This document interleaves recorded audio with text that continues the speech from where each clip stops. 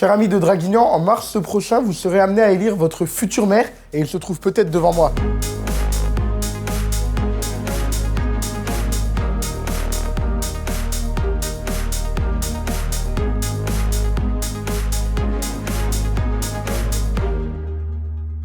Bonjour Philippe, tu as annoncé ta candidature aux élections municipales de Draguignan.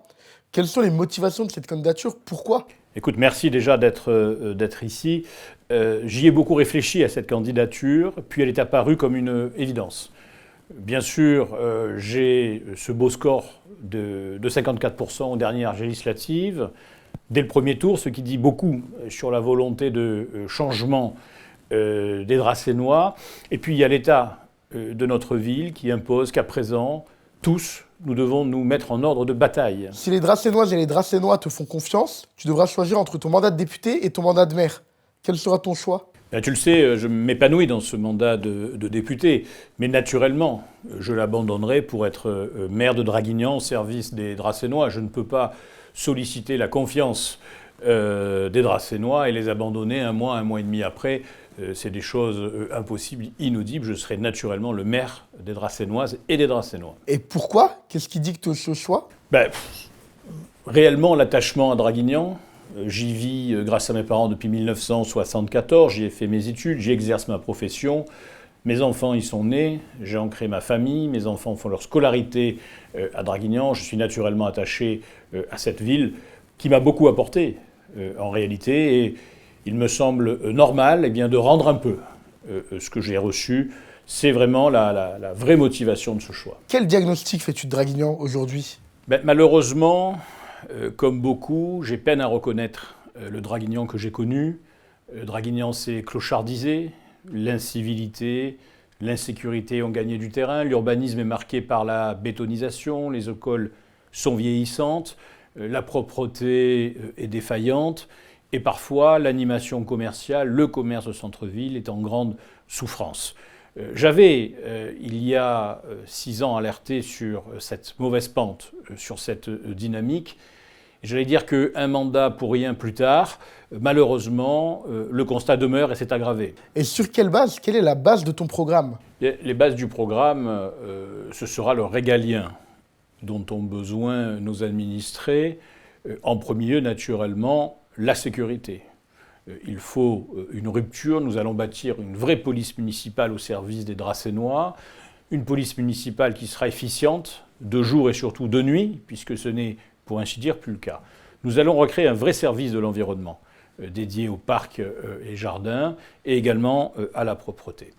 Nous mettrons, et c'est important, la main sur le PLU qui est en cours de révision, pour justement essayer de freiner cette bétonisation et peut-être redonner un peu de souffle aux initiatives de l'habitat individuel.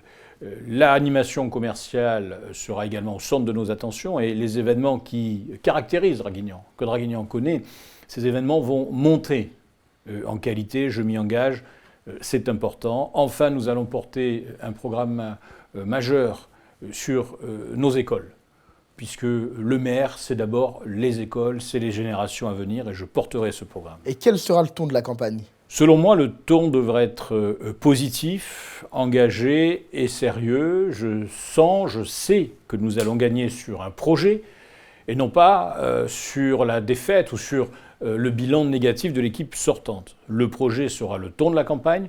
Sur tous les grands thèmes qui animent la vie des Dracénois, nous avons des solutions qui sont chiffrées, argumenté et nous sommes prêts. Ce sera vraiment un ton volontariste et positif. Bon, moi j'aime bien la politique. Tu sais, on va faire un peu de popol quand même.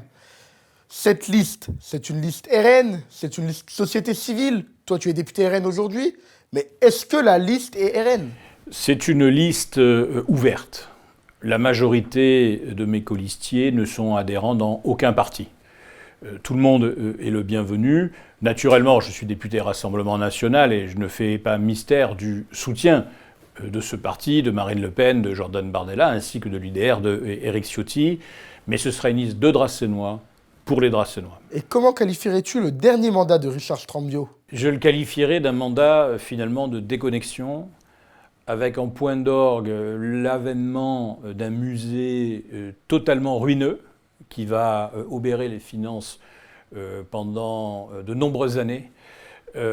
Aussi un mandat marqué par le retrait de l'embellissement, du bonheur de vivre ensemble.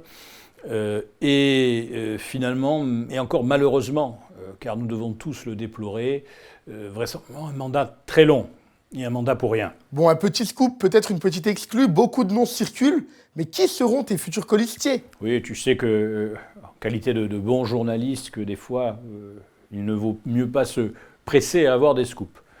Mais je peux te dire que dans 20 jours, tout est bouclé, tout est officiel, c'est une liste complète de gens extrêmement motivés, avec des parcours personnels, socio-professionnels, divers, et qui sont tous mais vraiment engagés pour ce projet, pour ce nouveau cap, pour cette ambition. Donc tu n'as pas de scoop, je le garde pour moi, mais c'est une belle liste dont je suis déjà très fier. Merci pour cette interview, Philippe. Un mot pour la fin, peut-être? Eh bien, pour la fin, je veux dire que je sens le changement possible, je sens la victoire proche. Je suis naturellement extrêmement motivé sur un programme, sur l'amour d'une ville. J'ai confiance en Draguignan. Je sais que nous allons pouvoir réinscrire notre ville sur une ambition nouvelle, sur un cap dynamique. Je sais que les Dracénois ne sont pas défaitistes, ne sont pas fatalistes. Avec Draguignan Autrement, ensemble, nous gagnerons pour reconstruire la ville que nous méritons. Eh bien, bonne campagne pour Draguignan Autrement, Philippe. Merci et à très vite.